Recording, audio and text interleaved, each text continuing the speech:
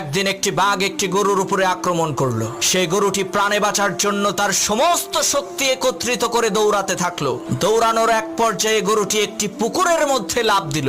ঘটনাক্রমে সেই পুকুরের মধ্যে কোনো পানি ছিল না, শুধু ছিল কাদা। এদিকে গরুর পেছন পেছন বাঘটিও সেই পুকুরের মধ্যে ঝাঁপ দিল। এতে করে গরু এবং বাঘ দুইজনেই পুকুরের কাদার মধ্যে গলা পর্যন্ত আটকে গেল। তখন বাঘ রাগান্বিত কণ্ঠে গরুকে বলে উঠলো, ওই হারামজাদা, তুই আর লাফ দেওয়ার জায়গা পাইলি না?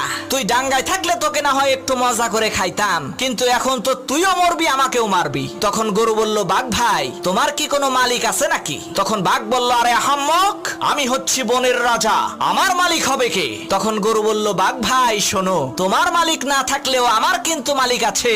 সন্ধ্যাবেলায় আমার মালিক আমাকে এখান থেকে উদ্ধার করে নিয়ে যাবে, আর লোকজন জড়ো করে আনন্দ উল্লাস করতে করতে তোমাকে পিটিয়ে মারবে। মনে রাখবা মুসলমান, তোমারও কোনো ভয় নাই, তোমারও একজন